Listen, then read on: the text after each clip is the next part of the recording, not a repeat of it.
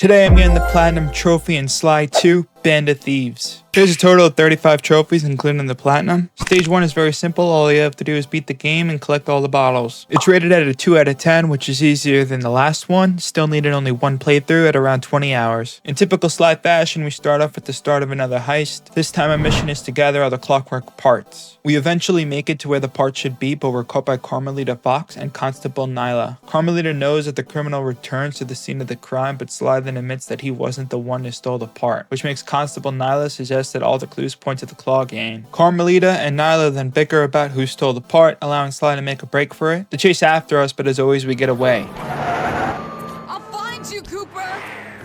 Sly takes the brief mention of the Claw Gang as a lead to find the missing parts. He thinks back on his ancestors and Clockwork's obsession with them, leading to a recap of the first game. Later on at the hideout, Sly calls in a favor to get in the identity of the first member of the Claw Gang. Dimitri, who as a child wanted to be an artist, he struggled to find his unique style, so instead he made cheap copies of other people's work, leading him to give it up and move on to owning a nightclub, which is where he keeps the first part, being the tail feathers. This game is structured differently than the last. Instead of levels, this time we have a hub that we can explore, and the levels take place within that hub. There's bottles scattered around like the first game, as well as enemies. I collected all the bottles first before starting any mission, and I popped a trophy along the way. Our first mission was to hack Dimitri's firewall. We did this by changing the satellites around the nightclub, causing the channel to be disrupted. We had to do that 3 times in order to complete the mission. After that, we had a good old B&E with Murray. We broke into a wine cellar that was connected to the nightclub. Once in the nightclub, we took some photos, giving us an idea of what we're working with. Bentley says we need further investigation before starting the operation. This kicks off a series of jobs that include tailing Dimitri to find his secret office, then having that office bugged. While stealing a power-up out of the safe, we pop another trophy. Then it was back to Murray to sabotage a water pump. This forced Dimitri to change where he routes his water from, giving us a way into the club. Dimitri had more security inside the club, so to get through that, we had to pickpocket guards to get access to the control center, turning off the security. Then Sly had a secret rendezvous with Constable Nyla. Nothing suspicious about that. All that's left was to blow up the disco ball in the nightclub, but not before popping another trophy. With the disco ball, we had to blow up the support beams holding it up. So just a grenade here, another one there, and boom, piece of cake. Now it's time for Operation Thunderbeak. Bentley formulated a very simple plan, yet effective plan to get this done. Stay with me here.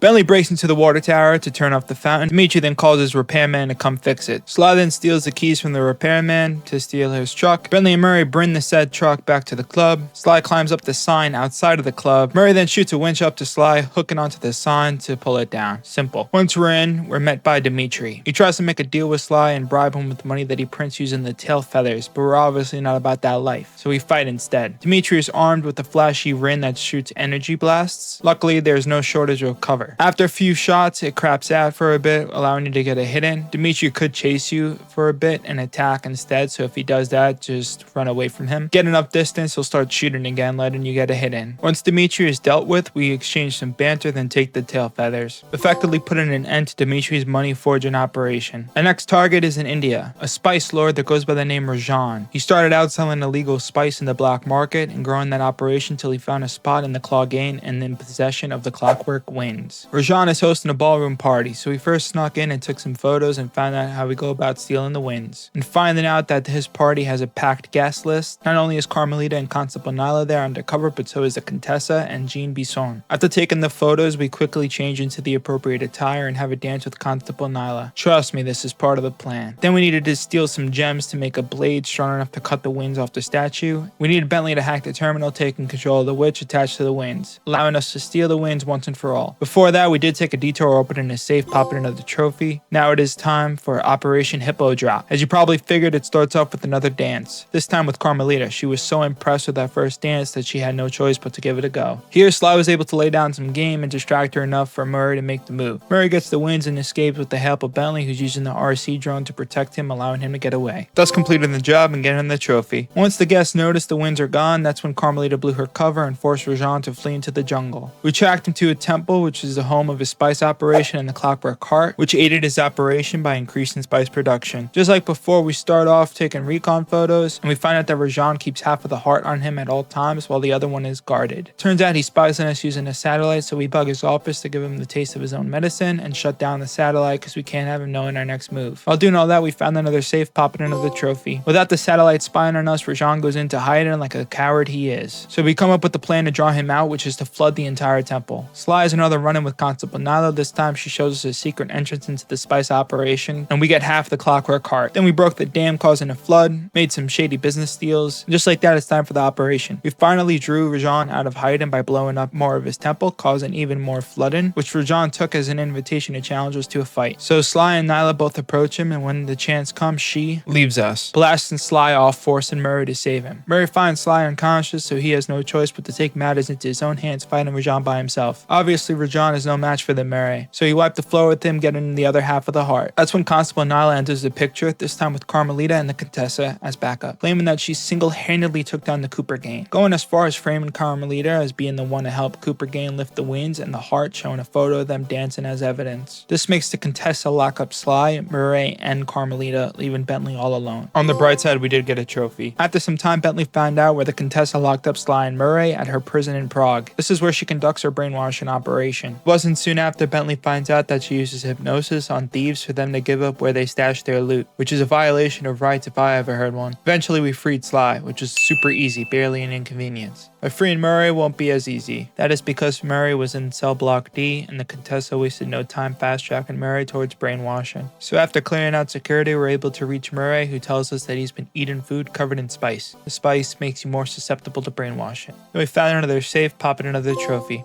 Now it's time for Operation Trojan Tank. Bentley operated one of the tanks and entered the prison while Sly hid under it. Once they're both in, Bentley blew up a door, allowing Sly to get into the block. That's when we took over control to get down to solitary confinement, where Murray was moved to. Murray did succumb to the brainwashing, so after a little convincing in the form of tough love, we got him back. Once free, we caught up to the Contessa, who was making a break for it, and the gang chased her down, but we were too slow. She escaped in a blimp. The gang then took some time, licked their wounds, and spent some time together before making it to the Contessa's castle. During their time, they find out that not only is the Contessa a member of the Claw gang, effectively ending her tenure at Interpol, but she is in possession of the Clockwork Eyes, which is said to hypnotize anybody looking into them. Constable Nyla caught word of this and was given the authority to command an army of mercenaries and go after her. That won't stop the Cooper gang. It's the beginning of a new chapter, which means that it's time for more photos. This time we're not alone, seeing that the Contessa has Carmelita Fox captive and is trying to brainwash her. Sly takes some more photos, one of them being of Carmelita making him aroused, and some of the operation,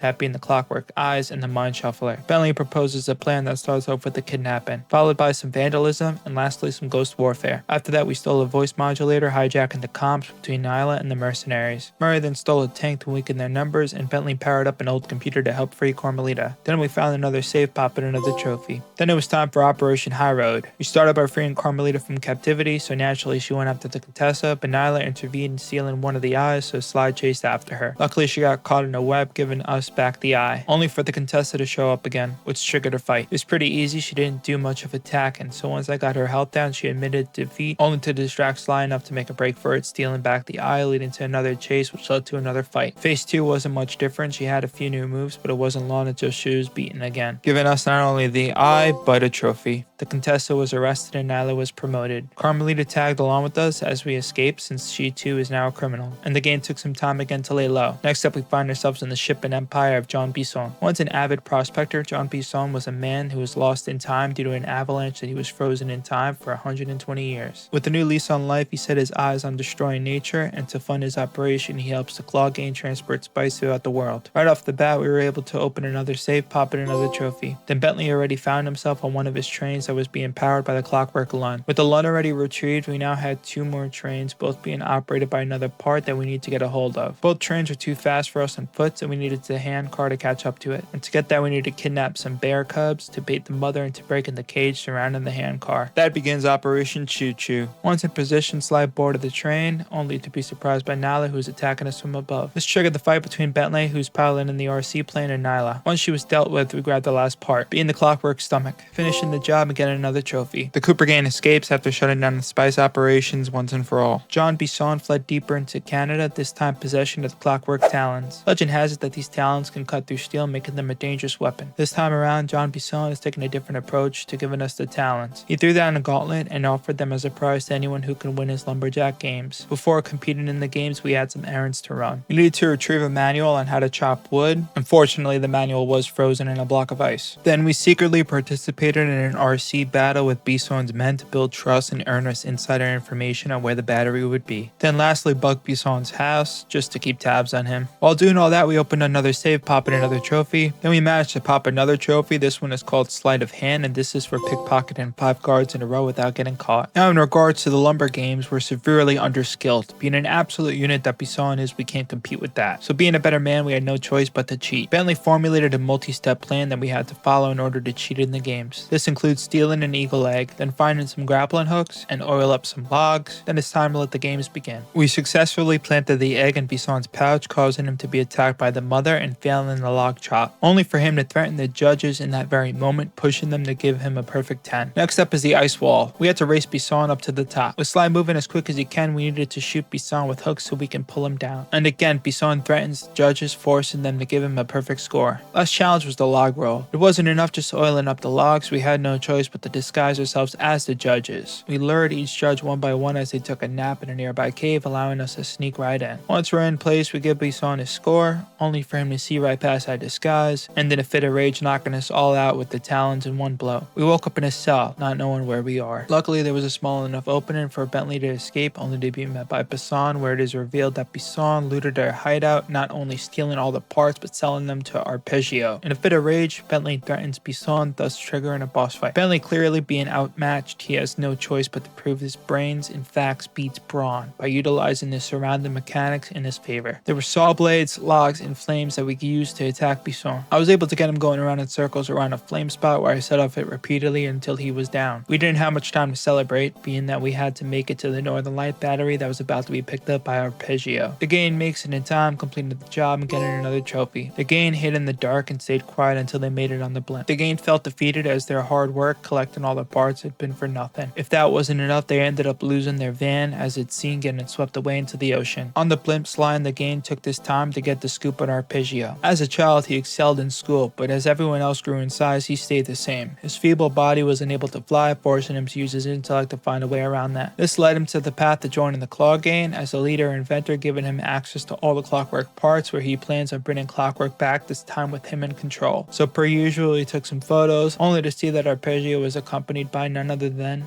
Nyla. It's then revealed that not only was she framing Carmelita, but she was in fact pulling the strings, working with Arpeggio the entire time. It's you!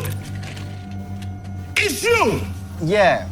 Bentley came up with a quick plan to try and pull the bird apart by reversing the polarity, but that only had the opposite effect, being the one thing it needed to put it together. Sly then lets himself get caught for some reason, giving Arpeggio time to explain his evil plan like every villain does. Nyla then confesses that she used us to gather all the parts, leading Interpol and the other members of the Claw Gang off her and Arpeggio's tail. As if this plan wasn't evil enough, Arpeggio went on to reveal that the parts were just phase 1. Phase 2 would be to hypnotize the mind of everyone in Paris to hate one another, fueling Clockwork to then merge with Arpeggio, giving him immortality. You may wonder how on earth this feeble little bird will do that. Well, that's when every piece of the puzzle comes together. The spice that gets made by Rajan, pushed by Dimitri and Bisson, makes the people susceptible to hypnosis that the contestant was an expert in, along with Arpeggio intellect using the Northern Lights as a means to mind control everybody. But there's one thing his big brain didn't account for, and that's being double-crossed by a double-crosser. It's like 16 crosses. Getting off track here, Nyla knocks Arpeggio over, effectively taking him out, only for her to take his spot as Clockwork. Nyla then flies around in the frame, beginning their union. Now the Gang needs to stop her before it's too late. Bentley knows that Nyla is drawing power from the blimp, so we first target the 4 engines around the blimp. Then we took a detour opening the last safe, popping another trophy. Once that is done, we heard from Carmelita, who is en route to the blimp, but she can't get the exact location. So we boost the signal of the blimp so she's able to pick up the location. Sly meets her and hops on the gunner in the helicopter. Then we go after Nyla. We have a brief battle in the air. We shoot at her, she shoots back. Eventually she crashes into the blimp, blowing it up, then kidnapping Bentley and Murray. Sly chases after them in the air as the rest of the debris is free falling. We make it to Nyla, only to give her another beat and eventually landing on the ground. She's not quite finished, and Murray then opens up her mouth, revealing a hologram Nyla. That's when Bentley blows up her chip, removes it from the frame, then dies. Rest in peace, Bentley. You're a real one. I'm just kidding. He's fine. Well, not really fine. He's alive nonetheless. Then the rest of the frame blows up and they escape, popping the last trophy for the story. Sly stands and watches as the Clockwork parts, although destroyed, were in pristine condition. But how, he asks. Carmelita lands and she delivers the final blow, destroying the hate chip, causing the curse to be lifted, making all the parts disintegrate in an instant, only to then turn her gun on us saying we're under arrest. Sly bargains with her, saying he'll go quietly if she can spare Bentley and Murray. She agrees as they leave while Sly gets handcuffed. Carmelita is back in the good graces of Interpol, this time with Sly Cooper in cuffs. They take a long flight to HQ as the tension begins to ease. What started as a silent trip turned into a makeshift date. They started to talk, share stories, even laugh and drink. They both realize that what should have been a short flight is taking longer than expected. Carmelita asked the pilot what's the issue, only to see the controls were taped up, meaning there was no pilot, it was just flying in circles, letting Sly make a break for it. He glides away as Carmelita is smiling, promising to see him again soon. And that concludes the story for Sly Cooper 2. Next up, in a similar fashion to the first game, there's a series of miscellaneous trophies, just random things you need to do in each chapter. So I went in order. First one is Sky Turtle. Get this by climbing up at Rajan's castle as Bentley in chapter 2. Next up is a trophy called Honorary Cooper. It's really simple. Just as Murray, you need to scoop up an enemy and bring him into the base, making him part of the Cooper game. Over to chapter 3. We need to find hidden suitcases filled with money. The cases are in a secret room behind a green barrier, only visible after getting the Clockwork's heart. There's 3 different spots that have a briefcase, so find all 3 and you get yourself the trophy. Then there's a trophy called Ancient Sentry. During episode 3, Bentley's drone crashes, causing a sentry to land on top of a tower. We're able to use the sentry ourselves, so all we have to do is defeat 3 guards using this sentry. Next up is the Wizard of Chaos. As Bentley, we need to defeat an enemy using our deadly combination, which is a snooze bomb to knock him out, a reduction bomb to shrink him down, and a health extractor which